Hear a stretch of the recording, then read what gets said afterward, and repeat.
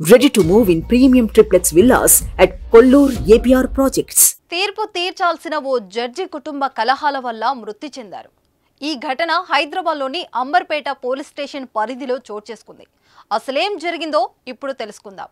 మేడ్చల్ జిల్లా ఘట్కేసర్ మండలం ముచ్చువెల్లికి చెందిన మణికంఠ 2016లో జూనియర్ సివిల్ జడ్జి పోస్టుకు ఎంపికయ్యారు.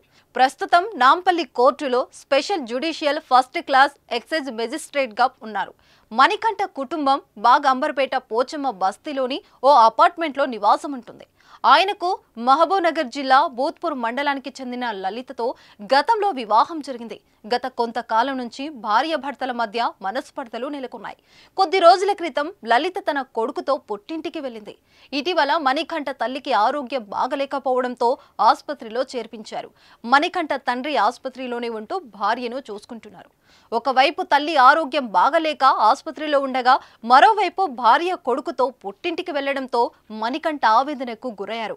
ఆదివారం ఆయన భార్యకు ఫోన్ చేయగా ఇద్దరి మధ్య వాగ్వాదం చోటు చేసుకుంది. దాంతో తీవ్ర మనస్తాపానికి గురైన మణికంఠ తాను బతకనని ఆత్మహత్య చేసుకుంటానని భార్యతో ఫోన్లో చెప్పారు.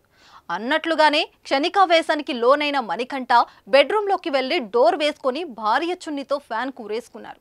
తండ్రి శ్రీశైలం ఫిర్యాదు మేరకు పోలీసులు కేసు నమోదు చేశారు. ఈ సమాచారం తెలుసుకున్న తోటి జడ్జీలు, న్యాయవాదులు ఉస్మానియా మార్చురికి తరలివచ్చి తీవ్ర దిగ్భ్రాంతి వ్యక్తం చేశారు.